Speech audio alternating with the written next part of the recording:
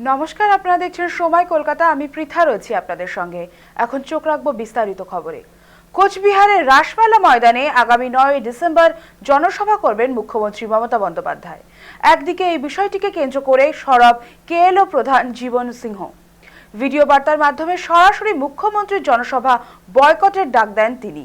অপরদিকে জীবন সিংহর হুঁশিয়ারির পাল্টা প্রতিক্রিয়া দেন তৃণমূল নেতা পার্থ প্রতিম রায়। মুখ্যমন্ত্রীর সভার আগে কেএলওর এই বার্তাকে ঘিরে ফের তুঙ্গে তরজা। মমতা দিদি কুচবিহারের বুকত রাজবংশী গেলা হত্যা করে, রাজবংশী গেলার ঘর বাড়ি চলে দে, রাজবংশী গেলার উপর পুলিশি নির্যাতন চালায়।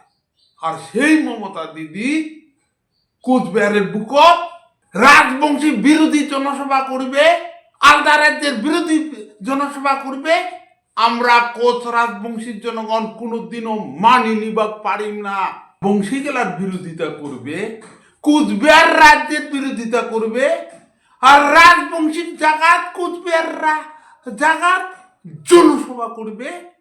আমরা রাজবংশী গেলা কোনোদিন মানি নিব পারিম না। মমতা দিদি কোচ রাজবংশীর জনগণক, কামতাপুরীর জনগণক হাত জোর করে অনুরোধ করং, তোমা গেলা দয়া করি হিনে মমতা দিদির জনসভাত সহায় সহযোগিতা করবেন না, সেই জনসভাত অংশগ্রহণ করবেন না।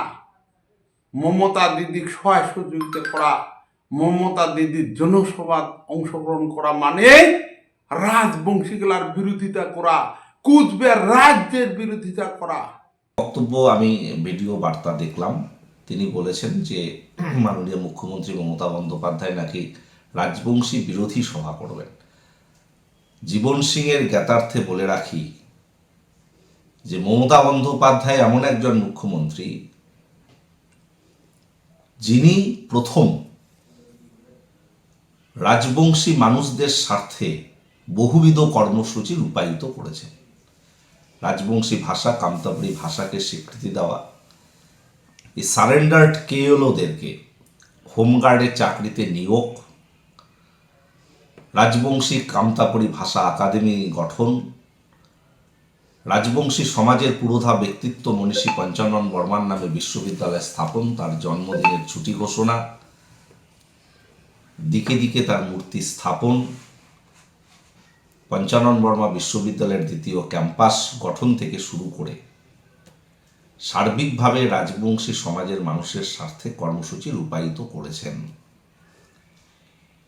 কিন্তু জীবন সিংয়ের মতো কিছু মানুষ, তারা বিজেপির দ্বারা মদতপুষ্ট হয়ে এ ধরনের কথা বলবার চেষ্টা করছে এবং রাজবংশী বিরোধী তকমা দেওয়ার চেষ্টা করছে তৃণমূল কংগ্রেসকে বা মমতা বন্দ্যোপাধ্যায়কে।